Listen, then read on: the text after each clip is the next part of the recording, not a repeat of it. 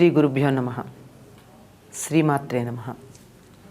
వర్ష ఋతువు వస్తూనే వర్ష ఋతువు తనతో పాటుగా వర్షాన్ని కాకుండా హర్షాన్ని కూడా తెస్తుంది.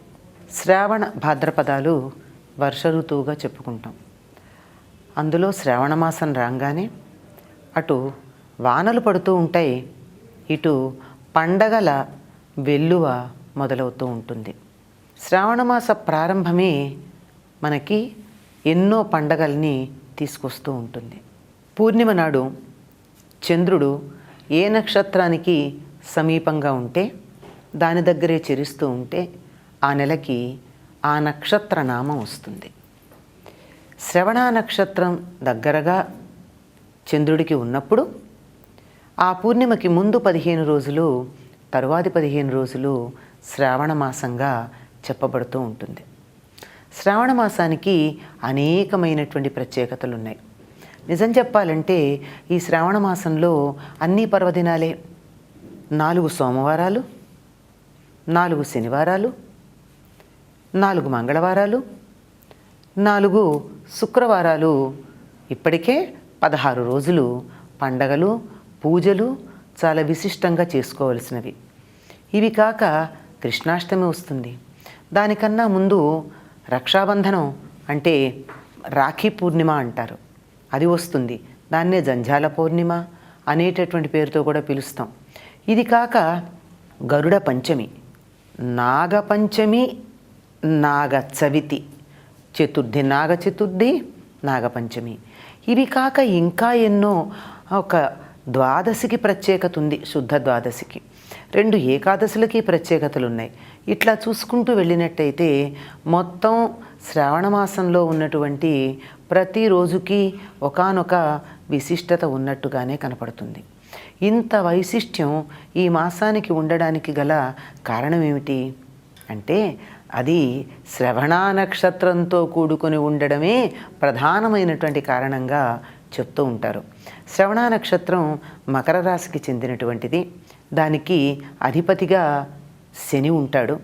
అందువల్ల శని యొక్క ప్రాబల్యం ఎక్కువగా ఉండకుండా ఉండడానికి, దైవం యొక్క అనుగ్రహం తమ మీద అధికంగా ప్రసరించాలని ప్రత్యేకంగా తమ తమ ఇష్టదైవాలని పూజించే సంప్రదాయం ఉంది.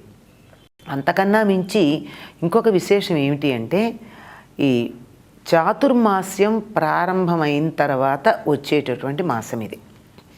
ఆషాఢ శుద్ధ ఏకాదశి నాడు, లేక కొంతమంది ఆషాఢ శుద్ధ పూర్ణిమ నాడు చాతుర్మాస్యాన్ని మొదలు పెడతారు.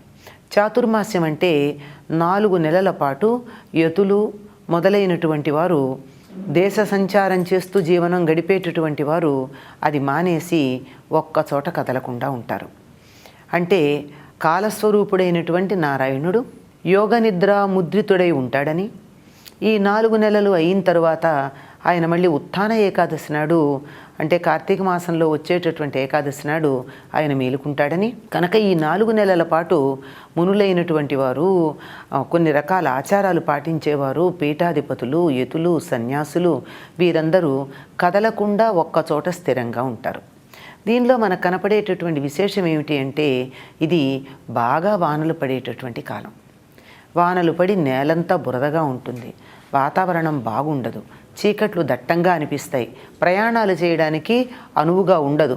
పైగా వానలు పడేటప్పటికీ ఎక్కడ పడితే అక్కడ చిన్న చిన్న మొక్కలు, కలుపు మొక్కలవండి, మంచివవనండి, కాకపోనండి, వాటిల్లో దోమలు మొదలైనటువంటి కీటకాలు ఇలాంటివన్నీ ఉండి ప్రయాణానికి చాలా చాలా చాలా ఇబ్బంది కలిగించేటటువంటి కాలం. అందువల్ల ఒక్కచోట ఉండమన్నారు. ఈ ఒక్కచోట ఉన్నప్పుడు ఏం చేస్తారు వీళ్ళు అంటే శ్రవణం చెయ్యాలట. శ్రవణము అంటే వినుట. ఆ వినడానికి ప్రాధాన్యం ఉన్నటువంటి నక్షత్రం గనక ఈ నక్షత్రానికి శ్రవణ నక్షత్రం అని పేరు. శ్రవణం అంటే ఏమిటి? ఒకప్పుడు మనకి గ్రంథాలు ఇప్పట్లాగా అచ్చు యంత్రాలు ఎక్కువ లేకపోవడం వల్ల చాలా కొద్దిమంది దగ్గర ఉండేవి. గురుకులాల్లో ఒక గురువు దగ్గర మాత్రమే ఉండేవి. మిగిలిన వాళ్ళ దగ్గర గ్రంథాలు ఉండేవే కాదు. మరి చదివి ఎలా సాగేది అంటే గురువుగారు చెప్తూ ఉంటే శిష్యులు వింటూ ఉండేవారు, విని వల్లెవేసేవారు, వల్లెవేసి మనస్సుల్లో పెట్టుకునేవారు. అందువల్లే ఆ రోజుల్లో చదువు మస్తకగతం, పుస్తకగతం కాదు. అంటే బుర్రలో ఉండేది, చదివిందంతా మనసులో ఉండేది. ఆ తర్వాత ఇప్పుడు మనం పుస్తకం చూడాల్సి వస్తుంది. ఇంకా గట్టిగా మాట్లాడితే హస్తగతం అంటున్నాం. ఉండండి, చేతిలో ఉన్నటువంటి చిన్న యంత్రంలో చూసి చెప్తామని. కానీ అలా మస్తకగతమైనటువంటి చదువు ఎలా వస్తుంది అంటే శ్రవణం వల్ల వస్తుంది. మరి నా దగ్గర ఎవరు వినడానికి విద్యార్థులు లేరండి, లేదా నే విందామనుకుంటే చెప్పేవాళ్ళు లేరండి, మరి ఎలా కుదురుతుంది అంటే స్వాధ్యాయం అనే పద్ధతి ఒకటి ఉంది. స్వాధ్యాయం అంటే తాను ఇంతకుముందు చదివినటువంటి చదువుని నెమరు వేసుకుంటూ ఉండడం, వల్లె వేసుకుంటూ ఉండడం. ఇప్పటికీ మనం పల్లెటూళ్ళకు గనక వెళ్ళి చూసినట్టయితే, ముఖ్యంగా గోదావరి జిల్లా ప్రాంతాలకు గనక వెళ్ళి చూసినట్టయితే, అక్కడ వేద పండితులైనటువంటి వారు ప్రతిరోజు ఎవరు ఉన్నా ఉండకపోయినా, ఎవరు విన్నా వినకపోయినా తాము చదివినటువంటి వేదాన్ని వల్లె వేస్తూ ఉంటారు. వల్లె వేయకపోయినట్టయితే మర్చిపోవడం జరుగుతుంది. వేద విద్య పుస్తకాల్లో ఉన్నది కాదు, మస్తకంలో ఉన్నది మాత్రమే. ఎప్పటికప్పుడు దానిని అనుకుంటూ ఉండాలి, పురశ్చరణ చేస్తూ ఉండాలి, మళ్ళీ మళ్ళీ మళ్ళీ మళ్ళీ దాన్ని అంటూ ఉండాలి. ఇలా అంటూ వింటూ కాలం గడపవలసినటువంటి కాలం గనక దీనికి ఈ శ్రవణ నక్షత్రం ప్రధానంగా ఉన్న ఈ కాలంలో చేయవలసింది వేదాన్ని వినటం, వేదాన్ని చదవటం, వేద విద్యని మరింతగా ముందుకు తీసుకువెళ్ళేటటువంటి ప్రయత్నం చేయడం. ఇది శ్రావణ మాసంలో ప్రధానంగా కావాల్సింది. దీనికి ముందు ఆషాఢ పూర్ణిమ వస్తుంది. అంటే శ్రావణానికి ముందు ఉన్న నెల ఆషాఢం కదా. ఆషాఢ మాసంలో ఉన్నటువంటి పౌర్ణమికి గురు పూర్ణిమ అని పేరు. దీన్నే మనం వ్యాస పూర్ణిమ అని కూడా అంటాం. ఆనాడు వేదాలని విభజించి మనకి అందించినటువంటి, అంటే ఈ 28వ కలియుగంలో ఉన్న మానవులకి వేదాన్ని చదువుకోవడానికి వీలుగా విభాగం చేసి చక్కగా అందించినటువంటి వాడు వేదవ్యాసుడు.